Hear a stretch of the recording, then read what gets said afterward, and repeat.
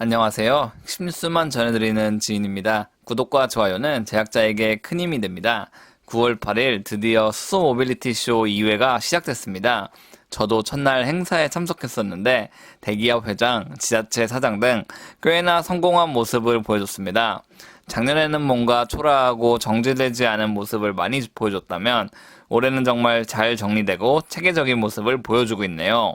오늘은 한국조선해양이 수소탱크를 개발하는 이유를 간단히 살펴보고 수소 모빌리티 쇼의 전반적인 내용, 그리고 수소탱크에 대한 내용까지 모두 살펴보겠습니다.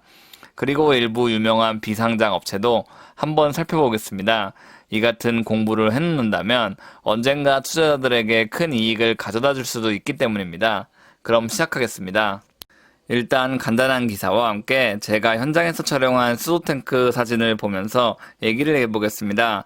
9월 8일 기사를 보시면 한국조선해양은 선박해양플랜트연구소와 포스코와 함께 선박용 액화수소 연료탱크를 공동으로 개발하겠다고 MOU를 체결했습니다. 이 3사는 수소탱크뿐 아니라 이를 운영하는 시스템을 개발하고 수소 추진선 개발까지 상호 협력하기로 했습니다. 포스코는 이 사업에서 수소탱크에 적용할 스테인리스 강제 개발을 담당하게 됩니다. 그런데 생각해보면 뭔가 이상합니다. 많은 분들이 아시는 것처럼 수소탱크에서는 이미 일진하이솔루스가 독보적인 경쟁력을 갖추고 있습니다. 즉 굳이 한국조선해양이 이 수소탱크를 개발하기보다 일진하이솔루스의 수소탱크를 구입해 사용하는 것이 더 이익일 수도 있다는 말입니다. 제가 수소 모빌리티 쇼에서 직접 이에 대해 담당자에게 문의해봤는데 한국조선해양 담당자는 이 탱크 개발에는 다 이유가 있다고 했습니다. 일진 하이솔루스 같은 경우는 수소차에 적용되는 소규모 탱크나 수소 충전소에서 적용되는 중간 규모의 탱크만 개발하고 생산하고 있기 때문에 선박에서 사용하기 위한 적합한 탱크를 제작하기에는 어려움이 있다고 합니다. 컨테이너선이나 벌크선 등 대부분의 상선은 정말 크기가 어마어마합니다. 즉 이 선박으로 대양을 건너려면 연료 탱크도 어마어마하게 커야 한다는 말이죠. 따라서 한국조선해양 선박에 특화된 수소탱크를 개발하기 위해 이 같은 MOU를 체결했다고 볼 수 있습니다. 그렇다면 이제 수소 모빌리티 쇼 배치도를 보면서 간단하게 이번 행사에서 주목할 점을 말해보겠습니다. 해상도 문제 때문에 더 크게 배치도를 보여드릴 순 없어 양해 부탁드립니다. 수소 모빌리티 쇼 홈페이지에 들어가면 배치도가 나오니 필요하신 분들은 홈페이지에서 참고하시면 될 듯 합니다. 일단 이번 행사의 가장 큰 특징은 대기업이 유독 많이 참가했다는 것입니다. 작년 행사에서는 현대차와 두산 빼고는 대기업을 찾아볼 수가 없었습니다. 그런데 이번에는 현대중공업그룹, 포스코, SKENS 등 대기업들이 다수 참가했습니다. 이번 행사에서 주역은 역시나 현대차그룹과 포스코였습니다. 다만 이 행사에서 뭔가 특이한 내용이 공개되지는 않았고 여러 기사에서 표출된 내용이 모형이나 실물로 공개됐었습니다. 두산, 포스코, 현대중공업그룹, SKENS 모두 마찬가지입니다. 그렇다면 이제 수소탱크에 대해 말해보겠습니다. 수소 모빌리티 쇼 행사에서 대기업이 아님에도 특이하게 사람이 정말 많이 몰렸던 업체는 일진하이솔루스, NK, 파나시아였습니다. 의외로 현재 상장되어 있는 SFUSL이나 상하프론테크 부스에는 사람이 많지 않았습니다.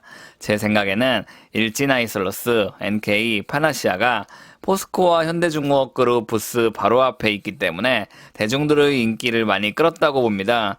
그렇다면 일진하이솔루스 먼저 가볍게 살펴보겠습니다. 일진하이솔루스 같은 경우는 다들 아시다시피 국내 최고의 수소탱크 기업입니다.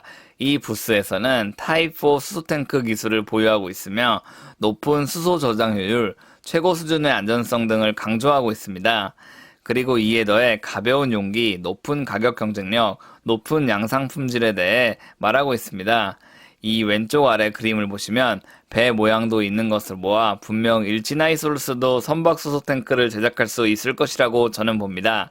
다만 한국조선해양이 수소 추진선을 본격적으로 운영하게 된다면 다량의 수소탱크가 필요할 것이고 결국 자체 개발하는 것이 가장 이익이라고 판단했기 때문에 개발을 추진하고 있는 것이라고 볼 수 있습니다. 이번엔 NK라는 회사에 대해 살펴보겠습니다. 사실 NK는 이산화탄소 탱크를 제조하던 기업이었습니다. 모든 선박에는 화재 진압 시스템이 설치되어 있습니다. 만약 선실이나 엔진룸에 불이 나게 된다면 물로 불을 끄기에는 쉽지 않습니다. 왜냐하면 많은 기자재가 선박 내에 탑재되어 있기 때문에 섣불리 물을 사용할 수 없고 추가 폭발 우려도 있기 때문입니다. 따라서 선박에는 이산화탄소를 배출해 화재를 진압하는 방법을 주로 사용합니다. 즉 선박에는 이산화탄소 탱크가 항상 구비되어 있어야 한다는 말이고 NK는 이 탱크를 공급하는 1위 업체였습니다. 즉 기체 관련 탱크 제작에 일가견이 있는 회사라는 말이죠.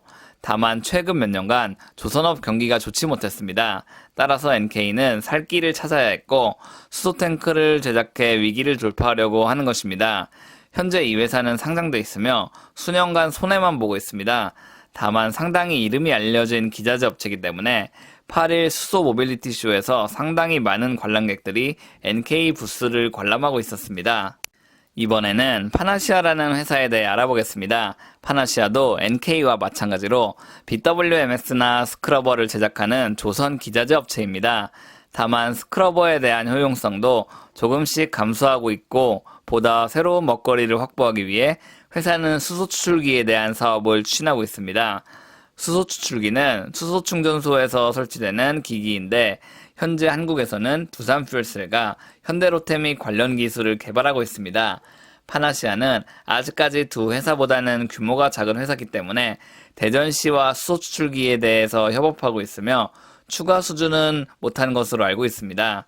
이외에 탄소 포집 저장 장치인 CCUS에 대해서도 홍보하고 있었습니다. 오늘은 특정 업체라기보다 수소 산업이 어디까지 진행됐는지 알아봤습니다. 이 행사에서 현대차 그룹은 다양한 모빌리티를 선보였습니다. 다만 현재 상용화된 제품은 넥소와 수소 트럭뿐이고 수소 레스큐, 수소 트램 같은 경우는 아직까지 개발 중인 상황입니다. 아직까지도 업계에서는 수소 경제에 대해 의심하는 사람이 많습니다.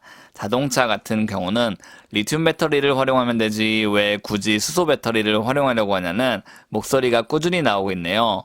다만 수소 연료전지, 수소 기체, 액화수소 등을 통해 발전하는 수소 발전소에 대한 효용성은 괜찮다고 평가받고 있습니다.